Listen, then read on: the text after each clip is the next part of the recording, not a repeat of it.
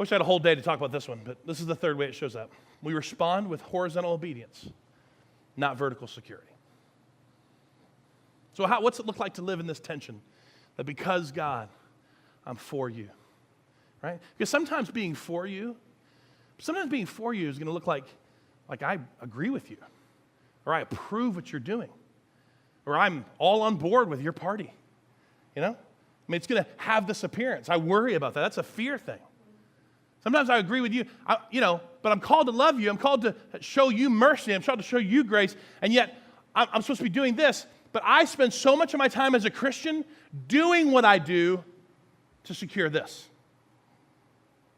right? There's an aspect of this that you don't understand grace, right? You don't understand that there's nothing you can do to make God love you any more than he already does. Okay? God doesn't work with gold stars or checkpoints or any, you're not on any point system with God, right? There's nothing you have done or will do that can cause him to love you any less than he already does. And Paul would say it this way in terms of action, in terms of us kind of trying to create this vertical security. You who are trying to be justified by the law have alienated yourself and you've fallen away from grace. You don't understand grace. He says, in Christ Jesus, neither circumcision nor uncircumcision, this is a big deal for their conversation today, not so much in our church today, it's fine, has any value. The only thing that counts is faith expressed in love. Your faith is not something that you believe. Did you know that? Your faith is something that you do. Faith does. It's a response. That's what our faith is.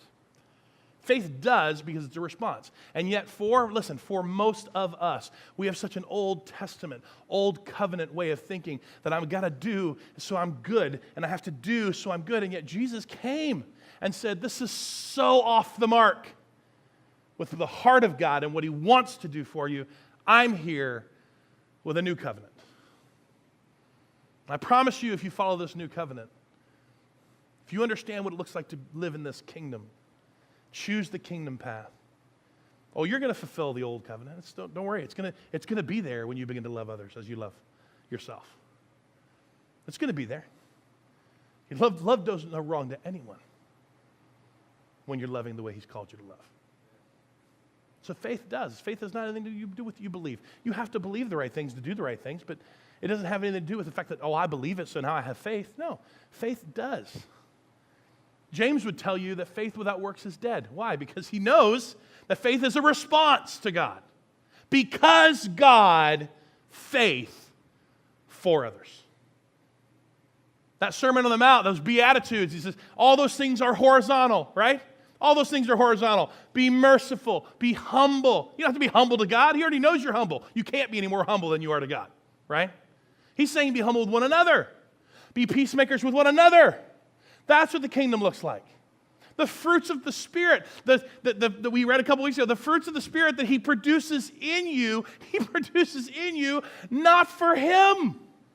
Love, joy, patience, peace, kindness, goodness, gentleness, long-suffering, self-control. He doesn't produce these things in you for his benefit.